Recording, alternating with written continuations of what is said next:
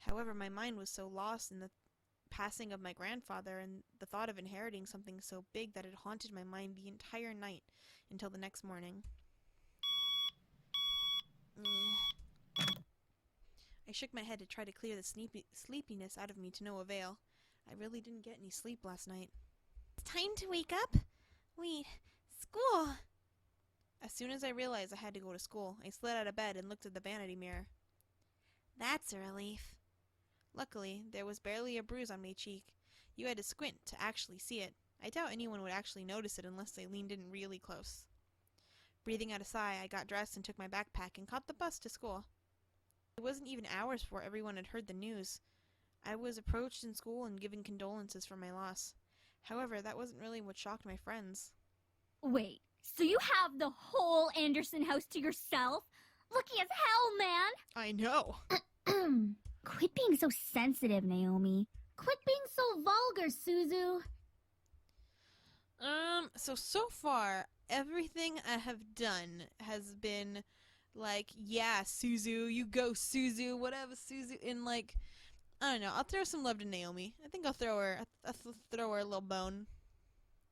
What's that blue thing? Come on! What's the blue for? What does that mean? See? She knows about proper public taste. I know how to be a lady. Sheesh. Guys, I'm going there after school because my parents want me to get used to living there. Seriously? It hasn't even been a day since you came back to school. I know. Oh, I know. But my parents want me to try living there as soon as possible. Still, that's really fast. Are you going to be okay? No. Of course. But even in the comfort of my best friends, life seemed to keep testing me. Ugh. Hey! Don't go around shoving people like that. Whoops. Did I strike a nerve, Cappini? Oh, this is Lizette. Yeah, she looks like a bitch. She let out a small laugh and twirled her hair around her finger. Lizette, one of the last people I wanted to see today. It's not me you should be apologizing to. Oh, Anderson. Hey, how's it going?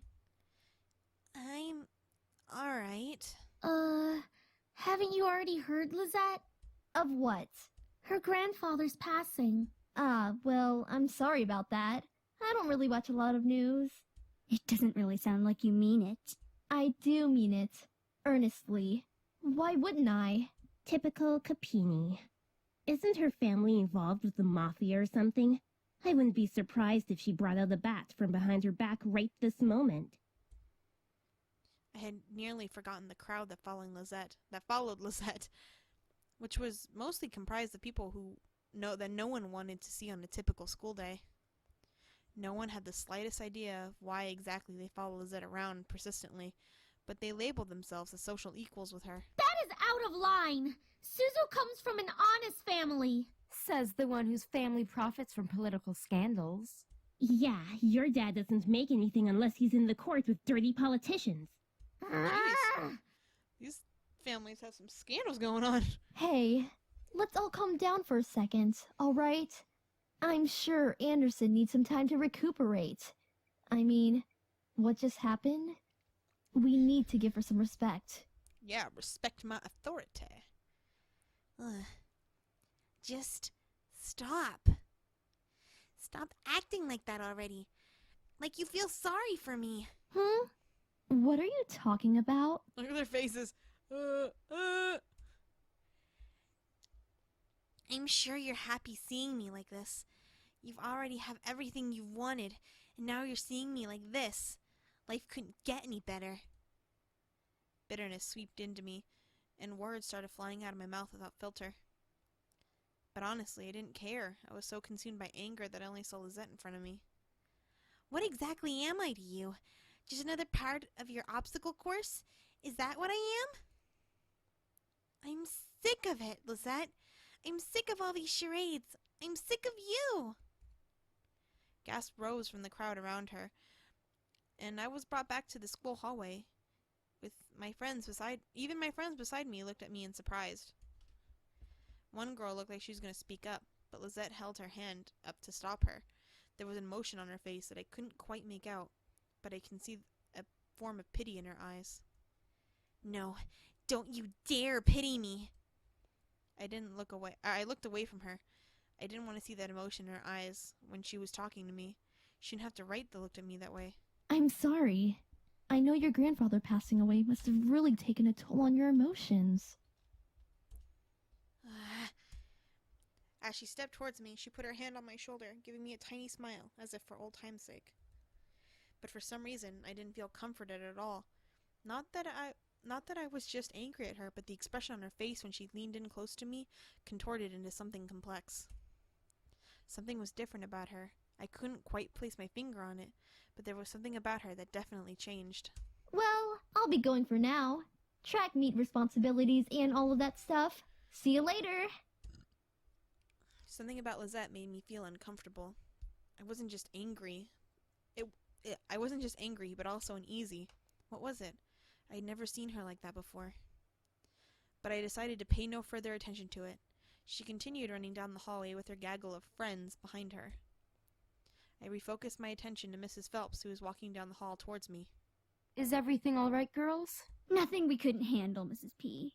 Just a bunch of snobs. Mrs. P. I'm 12. I'm sorry. I'm like 12 years old. Suzu, hush! It was nothing, Mrs. Phillips. I see. Well, Miss Anderson, please accept my condolences for your... Oh, jeez. I'm sorry.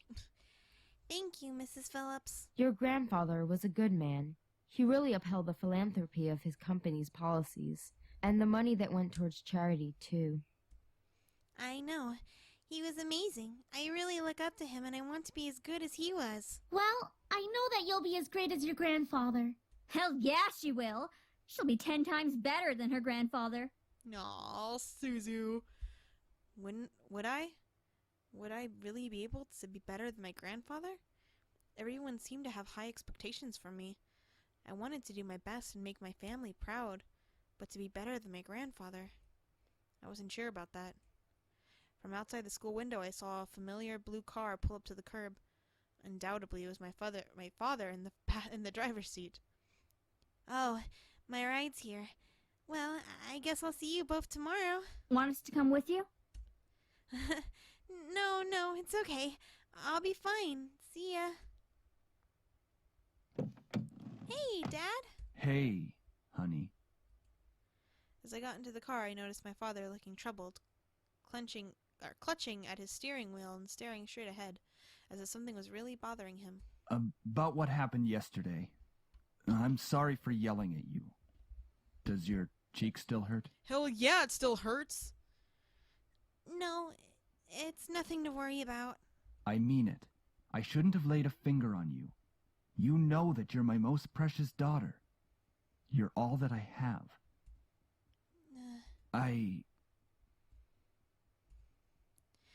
Yet he couldn't bring himself to say what he could never say to me for such a long time. I always wanted to hear those words to affirm how he really felt, but I guess even now he couldn't say it to me. I turned my head to look out the window. There was no point in waiting for something that was never going to come. Like that, he started to drive, and the conversation between us ended. I decided to focus my attention on the passing scenery. We were taking the usual route to my grandfather's house.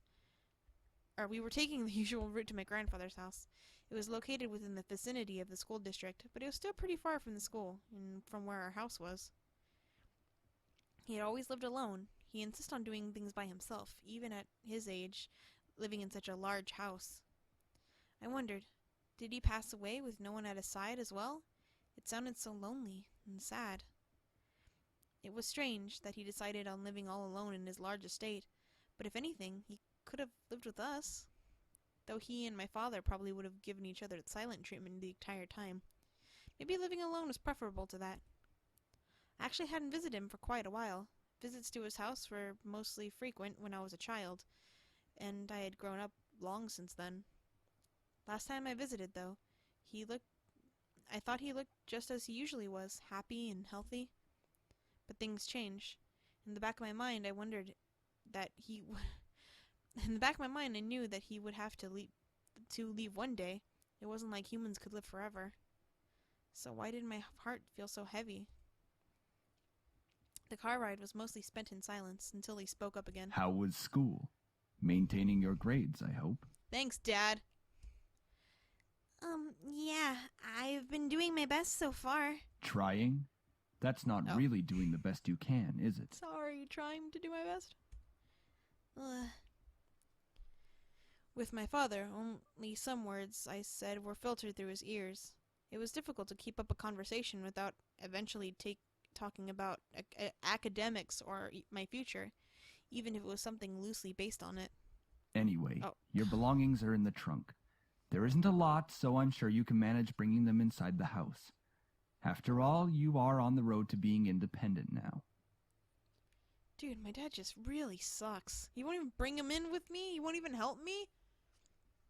Yeah, I can manage on my own. The usual silence resumed between us. I wasn't sure what to say around him, especially when most of the time we didn't share the same opinions. One question did linger in my mind, though. If he was going to justify acting so nonchalantly at my grandfather's funeral, I had the right to at least know why.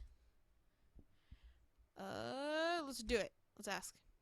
So, Dad, about you and Grandpa? We are not talking about this. Cool. Thanks, Dad. I feel like we should be, because Grandpa did leave us yesterday, so... I wouldn't care if he had left even long before that. I do not want to hear it, and that is the end of this conversation. Jeez. As always, he managed to shut down any other form of conversation related to him, just like what happened last night. I opened my mouth slightly, but closed it again. It was like talking to a brick wall. It wasn't like I could find out anything by somehow arguing my way through it. Alright then. I leaned against the car door and stared at the window. I couldn't think. What would this place be like? It had been my grandfather's house before, but it was one thing visiting and another thing to actually be living there. How did I manage living on my own without any training to really care for a house? I knew that naturally bills would be paid by my parents who inherited my grandfather's stocks of the corporation, but I never lived independently before. Thinking about it made me feel like some kind of bird being pushed out of the nest. Though technically I was an adult, I felt unprepared and a bit daunted at the prospect of actually moving into a new place. So many people at my age would be ecstatic moving out. After all, it would symbolize some kind of change in their lives, like being on a road to independence. But I felt like it was nothing of the sort. I really hoped I wouldn't let my parents down. I wouldn't want to let my grandfather down. What would he be saying right now? I gazed up at the passing clouds in the sky. If you're out there, Grandfather, how would you be doing? Would there be anything you'd want to tell me at this moment? And of course, there was no answer. What was I doing? Searching for an answer in heaven that would or would not exist? I ducked my head and stared at the blur of trees and cars from the car window. Oh, damn it. Okay, I gotta stop touching my keyboard when I'm reading. No longer touching my keyboard when I'm reading. Either way, I found myself being driven off to my new house.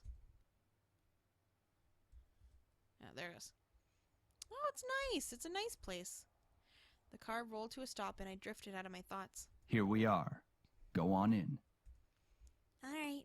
Tell Mom I love her. All right. I love you, Dad. Cool. Thanks, Dad. Awesome. Dope. No, make sure to come by and visit us often. No, I'm going to miss you lots. Nothing other than a blank stare. I paused a bit before reaching the car door handle, waiting for any form of a goodbye, but he didn't speak again. I sighed and exited the car.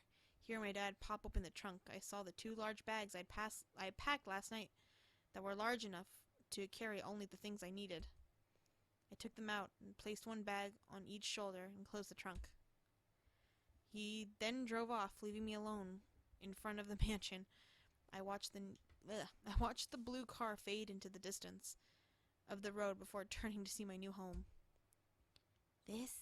There it is. It's huge. My grandfather gave me this? It's hard to believe. The house was framed by a set of tall gates, and I hesitantly pushed them aside. Damn it! Push them aside to take in the entire estate. The house still looked like when I visited him. The house still looked like it was when I last visited him. At a glance, it seemed kind of intimidating with its size, though if I came closer, it was clear that there was more to it than that. The brick walls were framed by shrubbery and lovely flowers, giving it a homey and welcoming look, but in contrast to the tall doors into the house, gave me a feeling of grandeur. Who knew what was waiting for me? But I wouldn't back down at this moment. I took out the key to the front doors and unlocked them. Well, I might as well make myself at home. I'll be staying here for quite a while anyway. That's when I saw them. Lying on the floor was a group of men that were... Okay. Why? They were all in... took a turn all of a sudden. Like it was... Grandpa died, Dad's a jerk, get a house. Boys! What? They were all unconscious, but there was no explaining as to why they were there in the first place. I dropped my bags as I let the door close on its own behind me. Uh-huh. Who the heck are these guys? Why are they here? What's going on? Some of them had open wounds. The blood was staining the floor, and the scent was intermingling in the air. I couldn't help but feel bad for them instinctively, but nevertheless I was shocked and a bit angry at the sudden intrusion. My mind suddenly went from caring and concerned to confused and demanding answers. Who are you guys? No response. I'll call the police. Still nothing. None of them seemed to be awake to answer or respond to me. It seemed surreal to have random strangers in the house I just moved into, but I wanted answers, quickly. That was until... Yeah, get away from me! Woman, you're going to let me kiss you. Jesus Christ! I couldn't believe it myself. Yeah, me neither. But within a mere blink of an eye, one of... Damn it. But within the mere blink of an eye, one of the men went from the living room, from lying on the floor to being right in front of my face. That was even more odd. What was even more odd was the fact that I felt serene and calm about it. Slowly, a desire burned from my chest, telling me to accept his kiss, even though my mind was vehemently refused. My mind vehemently refused is what I try to say. Huh? Go ahead. Good. Ugh. As he kissed me, I was freaked out. As he kissed me, I could feel my body go weak. I didn't know why, but that kiss was draining me of my energy, and yet it was so good and made my heart sing. It was a strange and tingling feeling that danced over every nerve of my body. I could feel streams of interchangeable energy run up my body into my lips. It was odd, but at the same time, it felt amazing. Sam, stop it. Hmm? The person kissing me, Sam was his name, glanced behind him. I said stop. Now. Fine. Finally, he pulled back, and I was left standing there in a daze. What? Huh? I couldn't tell what was going on. My mind was completely enwrapped by the kiss in my thoughts that melted into the depths of my forgotten memories. Please forgive my brother. He's a bit reckless. At least I feel a hell of a lot better than you right now. Because you used your abilities on her. Okay. Sam, you're such a reckless brute. Taking advantage of a beautiful young woman like her. Hey, you're the fucking intro guy. What's up, man? How's it going? Long time no see. Went to school, got hit by my dad. Nice seeing you, man. Shut that pretty boy mouth of yours before I rip it off your pretty boy face. Wait. Sheesh, you guys. Can we not fight right now? Not all of us are in the best state.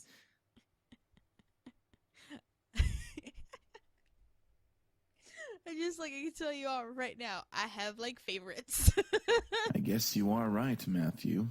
I agree. Is there any more? Because I think there's only 5 on the title screen.